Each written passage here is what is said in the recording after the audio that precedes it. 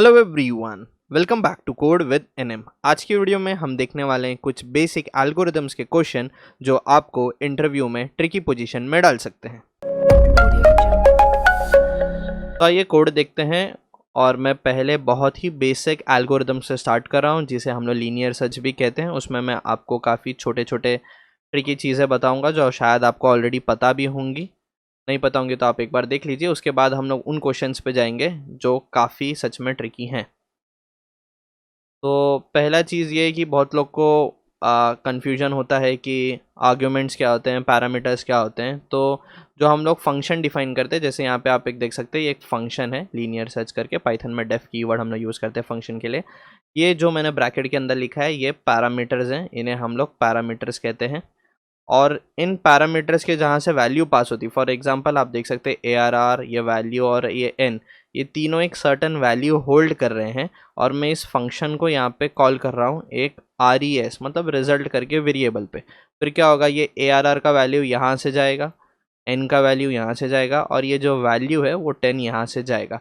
तो ये तीनों चीज़ को हम लोग आर्ग्यूमेंट कहते हैं, और ये आर्ग्यूमेंट जाता है यहाँ पे। तो होप ये सिंपल चीज़ें काफ़ी क्लियर है। अब एल्गोरिदम पे हम लोग स्ट्रेट फॉरवर्ड बढ़ते हैं। तो यहाँ पे मैंने क्या किया है, सिंपल लीनियर सर्च के लिए मैंने एक फंक्शन यहाँ पे डिक्लेयर कर दिया है, जिसका फंक्शन का नाम ही लीनियर सर्च है। और लीनियर सर्च क्या होता है कि वो जिसका नाम ही जो है वो सर्चिंग एक टेक्निक है, एक एल्गोरिदम है जो लीनियर ही सर्च करेगा। मतलब वन, यहाँ पे आप देखते हैं वन, फिर उसके बाद वो 3 जाएगा, 5 जाएगा, वो कोई नंबर स्किप नहीं करेगा बीच में। वो एक ही एक इंक्रीमेंट होगा, 5 के बाद 4, फिर 7, 9, वो ऐसे से जाते जाएगा। ये होता है लीनियर सर्च। अब इसके अंदर क्या किया है मैंने यहाँ पे एक फंक्शन बनाया, 3 मैंने पैरामीटर्स पास किए हैं। और वो पैरामीटर्स आप देख सकते हैं, पूरा एरे इटसेल्फ, जिसके ऊपर हमें सर्च एल्गोरिदम परफॉर्म करना है। n है एरे का लेंथ। लेंथ इसीलिए चाहिए हमें क्योंकि एरे कहाँ से स्टार्ट हो रहा है और कहाँ पे ख़त्म हो रहा है ये हमें पता होना चाहिए, क्योंकि एलिमेंट उसी के अंदर लाई करेगा या तो नहीं करेगा। इसी के लिए उसका लेंथ हमें चाहिए। तो यहाँ से आप देख सकते हैं एरे का लेंथ, len पाइथन में इनबिल्ड फंक्शन है जो एरे का लेंथ हमें निकाल के देता है। और वैल्यू, जिस वैल्यू का हम लोग यहाँ पे ढूंढ रहे हैं, और ये हमारा एंटायर एरे है।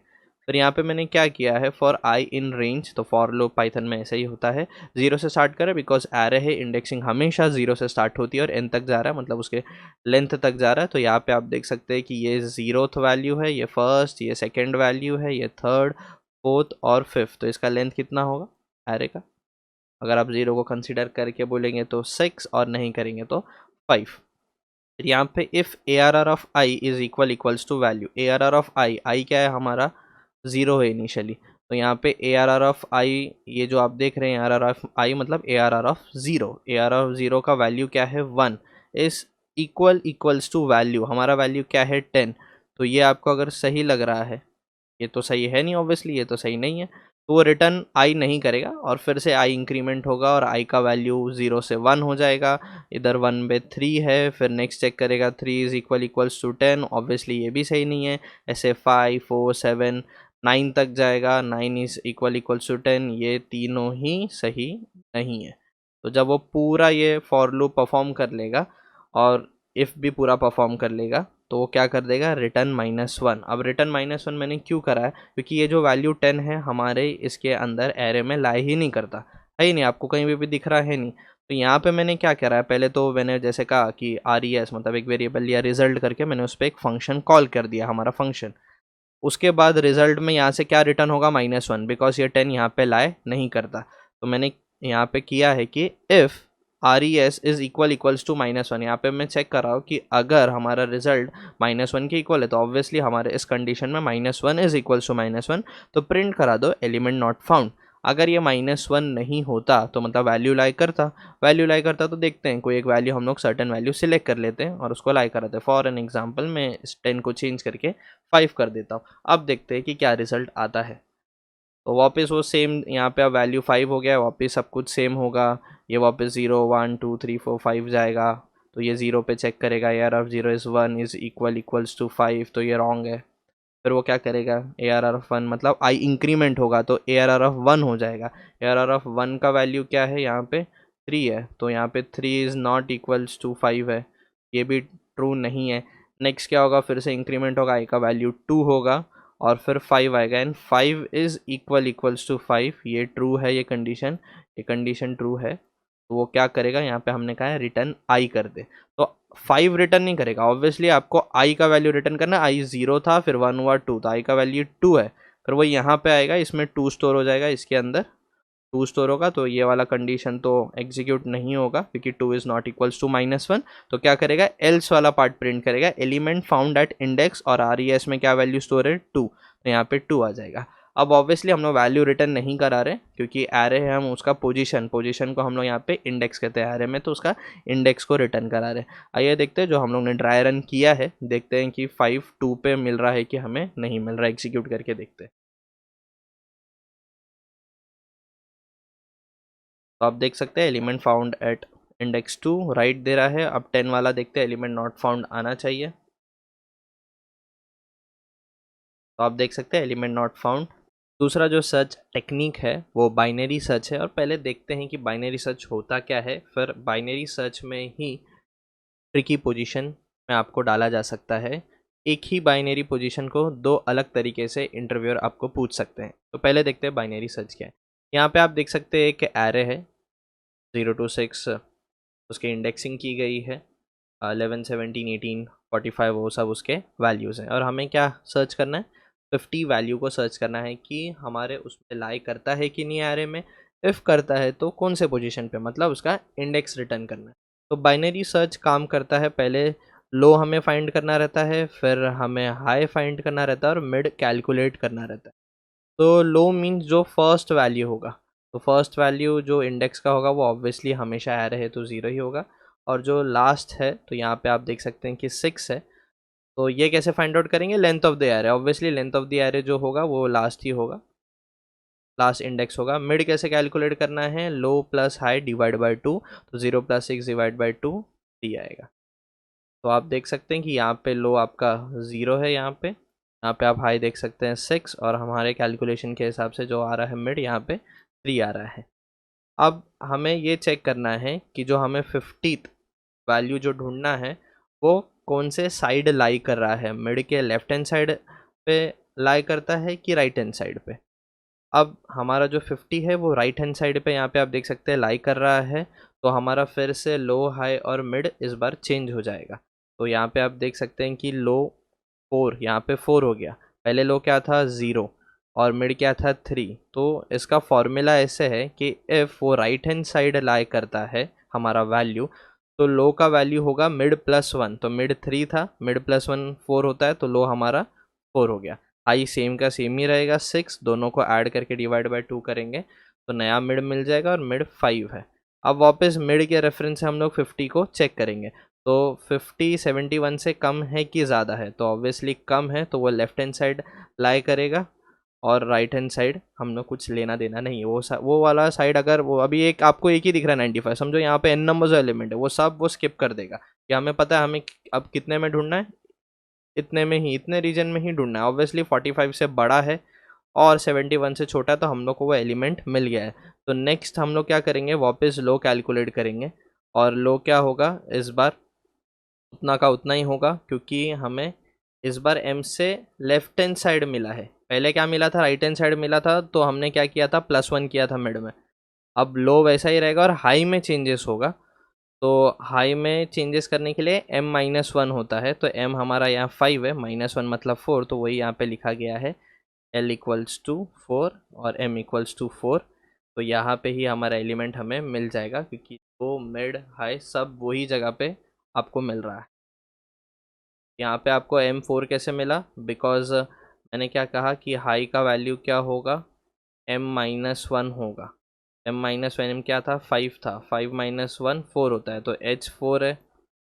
लो में तो कोई चेंजेस किए नहीं, लो भी 4 था, दोनों को ऐड करके डिवाइड बाय 2 करोगे तो मिड भी आपको 4 ही मिलेगा।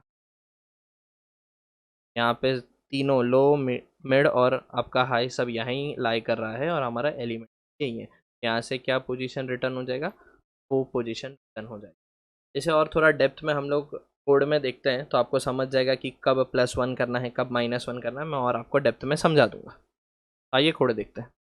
तो बाइनरी सर्च मैंने आपको एक्सप्लेन कर दिया है, उसका कोड भी देख लेते हैं। लेकिन ये बाइनरी सर्च को हम लोग आइटरेटिव बाइनरी सर्च भी कह सकते हैं, कुछ लोग इसे इटरेटिव बाइनरी सर्च भी कहते हैं। अब आइटरेटिव क्या होता है? तो आइटरेटिव जैसे आप लोग वाइल लूप जानते होंगे, डू वाइल लूप जानते होंगे, फॉर लूप जानते होंगे, इन्हें आइटरेटिव स्टेटमेंट्स कहते हैं। तो ये आइटरेटिव होते हैं। तो इसका मतलब ये है कि मेरे कोड में कहीं तो for loop, while loop use होना चाहिए, तो ही जाके वो फंक्शन या वो कोड आइटरेटिव होगा। तो आपको इंटरव्यू में फर्स्ट ऐसा पूछा जा सकता है कि परफॉर्म और डू आइटरेटिव बाइनरी सर्च। तो आपको पता होना चाहिए पहले आइटरेटिव क्या होता है, दूसरा पता होना चाहिए बाइनरी सर्च क्या होता है, तो ये कर पाएंगे। तो आइए इसका कोड देखते हैं, इसी में आपको आइटरेटिव बाइनरी सर्च समझ में आ जाएगा। जैसा मैंने कहा था कि एक फंक्शन हम लोग हर बार क्रिएट करेंगे, लो, हाई और मिड। तो यहाँ पे आप लो, हाई और मिड देख सकते हैं। और यहाँ फंक्शन का नाम बाइनरी सर्च है। इसमें हम लोग दो ही पैरामीटर पास कर रहे हैं, एक एरे इटसेल्फ और जो वैल्यू हमें ढूंढना है वो एज एक्स में यहाँ पास कर रहा हूँ, क्योंकि यहाँ पे मुझे 10 ढूंढना है, तो मैंने एक्स में स्टोर किया है। आप वैल्यू भी उसे कह सकते हैं, जैसे पिछले एग्जाम्पल में हमने देखा था। तो यहाँ पे हमेशा हमारा जो लो रहेगा वो 0 रहेगा, क्योंकि वो फर्स्ट वैल्यू जो हमारे एरे का है उसका इंडेक्स है।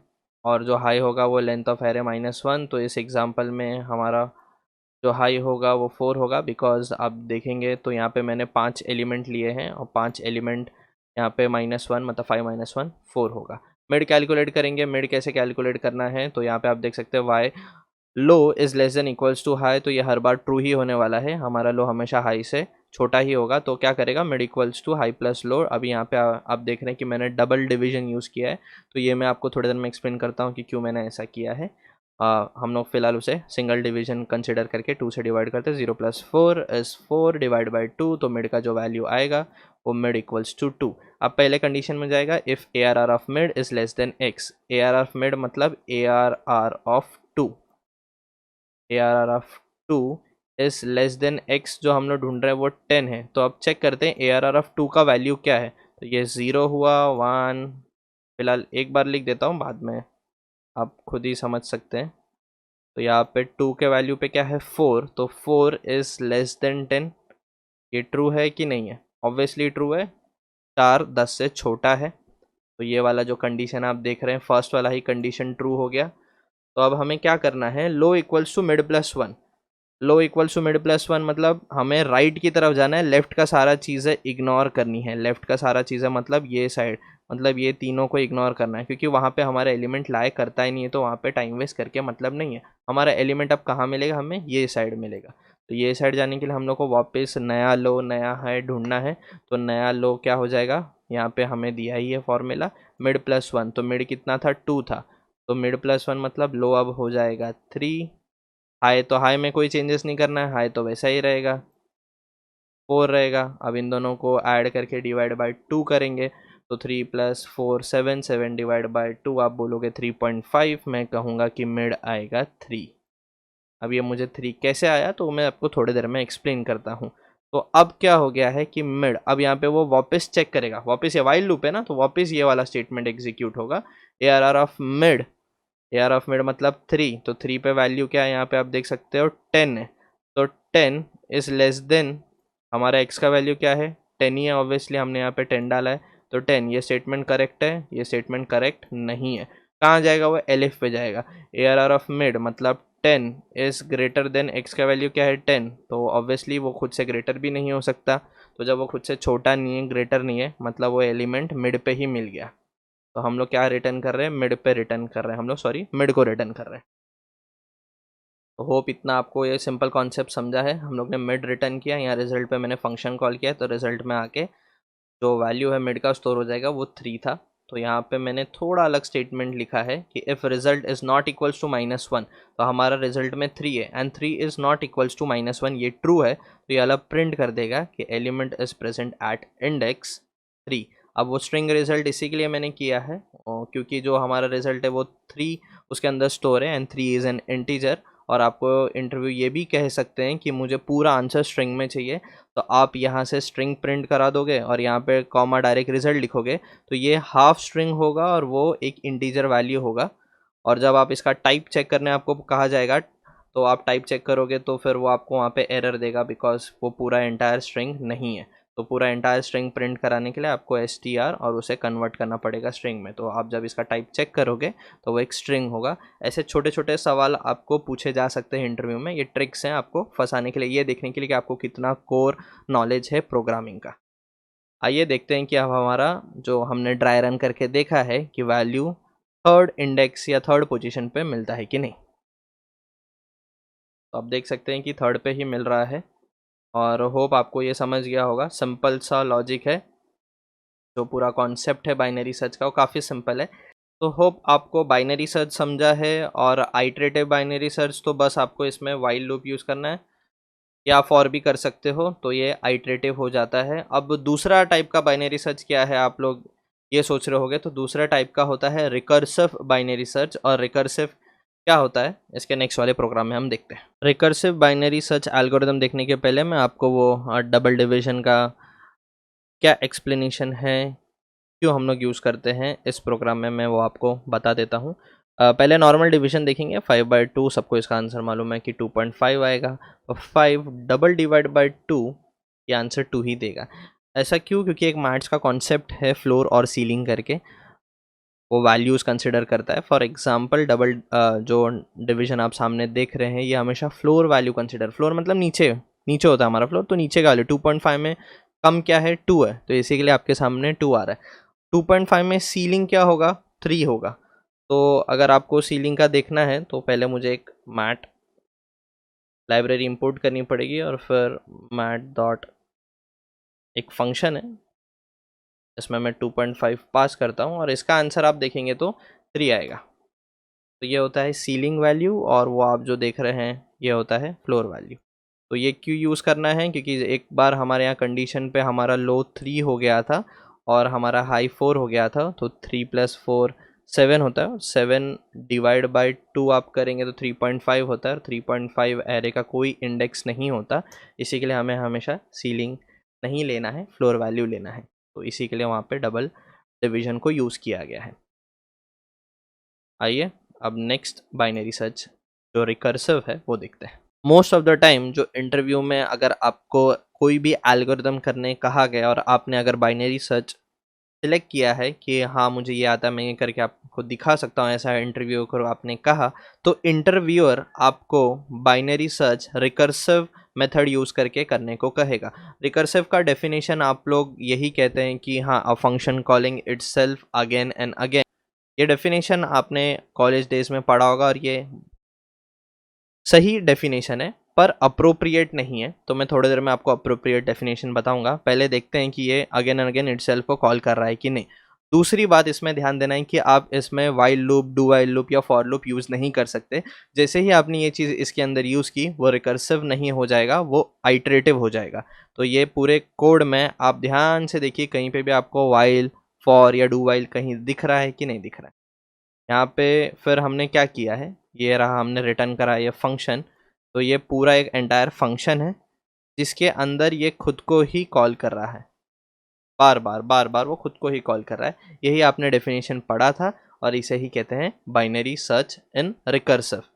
अब मैं एक अप्रोप्रिएट आपको डेफिनेशन बताता हूँ, वो देखिए। Recursive function or recursion is a method of solving a problem where the solution depends on solution to smaller instance of the same problem। अब बहुत लोग सोच रहे होंगे कि ये क्या इंग्लिश में इतना लंबा चौड़ा डेफिनेशन बोल दिए हैं, कुछ समझा नहीं। इसका मतलब तो बताइए कि क्या होता है, इसका मतलब क्या है। तो एक छोटा सा एग्जांपल मैं आपको लेता हूँ, उससे आपको फटाक से समझ जाएगा कि ये क्या होता है। तो यहाँ पे हम लोग एग्जांपल लेंगे फैक्टोरियल ऑफ अ नंबर का। फैक्टोरियल, तो हम लोग फाइव का फैक्टोरियल ढूंढते हैं। फाइव का फैक्टोरियल, फाइव का फैक्टोरियल क्या होता है? बहुत लोग एक ही सांस में बोल दिए होंगे 5 × 4 × 3 × 2 × 1। यस आप सही हैं, लेकिन क्या मैं उसे ऐसा लिख सकता हूँ 5 × 4 फैक्टोरियल? फिर आगे क्या लिख सकते हैं हम लोग 5 × 4 × 3 फैक्टोरियल। और आगे क्या लिख सकते हैं 5 × 4 × 3 × 2 फैक्टोरियल एंड सो ऑन।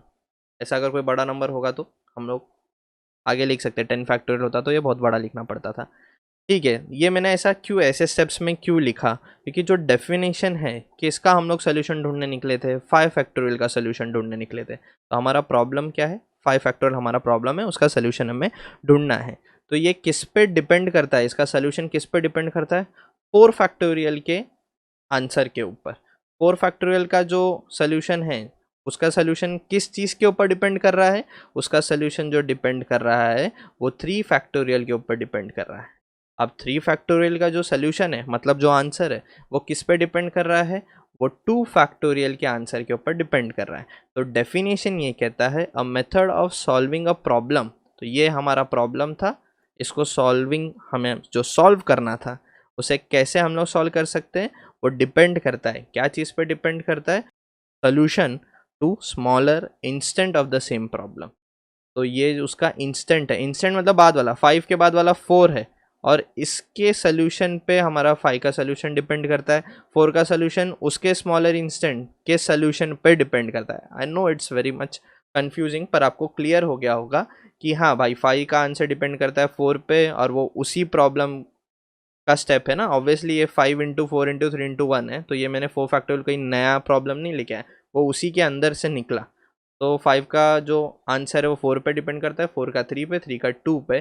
तो ये अप्रोप्रिएट डेफिनेशन है रिकर्सिव फंक्शन का। और एक बार मैं रिपीट करता हूँ, recursion is a method of solving a problem where the solution depends on the solution of smaller instant of the same problem. Hope आपको ये क्लियर हो गया होगा। अब हम लोग रिकर्सिव बाइनरी सर्च पे बढ़ते हैं। यहाँ पे बहुत सारी चीज़ आपको फेमिलियर दिख रही होगी। यहाँ ऑब्वियसली लो और हाई हमें सेम कैलकुलेट तो करना ही है, एक्स जो वैल्यू हमें ढूंढना है, और एरे, तो इसमें हम लोग यहाँ पे 4 पैरामीटर पास कर रहे हैं, एरे, लो, हाई और एक्स। और वापस यहाँ पे कंडीशन चेक कर रहे हैं, if high is greater than equals to low. तो ये हर बार हर केस में ये ट्रू ही आने वाला है, क्योंकि जो लो का इनिशियल वैल्यू है इंडेक्स का वो 0 हो रहेगा। और यहाँ पे आप देख सकते हैं 5 एलिमेंट है, तो जो हाई का वैल्यू रहने वाला है वो 4 होगा। तो लो 0 है, यहाँ पे हाई 4 है, और मिड 2 आएगा। सेम प्रोसेस हम लोग कर रहे हैं, सेम ड्राई रन कर रहे हैं, और हमारा एलिमेंट हमें वापस इसमें हम लोग को 10 ढूंढना है। तो वापस वो सेम प्रोसेस रन करेगा, पर अब ये वाले कॉन्सेप्ट से तो अब ये समझते हैं। If A R R of mid, तो मिड 2 है, उसका वैल्यू 4 है, 4 इज इक्वल्स टू एक्स। तो एक्स हमारा 10 है जो कि नहीं है, तो हम लोग यहाँ पे पहले ही मिड को रिटर्न करा रहे हैं। अगर वो ट्रू निकलता तो हम लोग यहीं पे आंसर मिलता, पर हमारे केस में ऐसा नहीं है, इक्वल नहीं है। 4 इज़ नॉट इक्वल्स टू 10। तो क्या होगा, एलिफ में जाएगा। अब एलिफ में वो चेक करेगा, वो क्या चेक करेगा, केयर ऑफ मिड, मिड 4 है, is greater then x, x हमारा 10 है, तो ये वाला भी गलत है, इसमें ये पार्ट रिटर्न नहीं होगा। एल्स जब वो अगर मिड के इक्वल नहीं है और वो मिड से छोटा नहीं है, तो क्या होगा, वो मिड से बड़ा होगा, तो वो कंडीशन लिखने का कोई सेंस नहीं बनता, हम सीधा एल्स वाला पार्ट रिटर्न करवा रहे हैं। तो यहाँ पे क्या हो रहा है, वापस वो फंक्शन खुद को कॉल कर रहा है। कॉल करने के टाइम पे कुछ वैल्यूज़ चेंज हो रही हैं। वो वैल्यू क्या है, वो वैल्यू है लो की वैल्यू। तो लो पहले 0 था, अब क्योंकि यहाँ पे मिड पे हमें हमारा वैल्यू नहीं मिल रहा, और वो वैल्यू हमें पता है कि मिड से बड़ा है, तो अगर मिड से बड़ा है तो कहाँ होगा, राइट हैंड साइड, मतलब लेफ्ट हैंड साइड वाला पार्ट इग्नोर कर देना है। ये वाला पार्ट इग्नोर हो गया, अब इस वाले पार्ट में हम ढूंढेंगे। तो अब लो का वैल्यू चेंज होगा, वो मिड प्लस 1 हो जाएगा, तो क्या होगा, लो 3 हो जाएगा, और हाई तो 4 था ही। वापस कैलकुलेट करेंगे तो मिड हमारा 3 आएगा।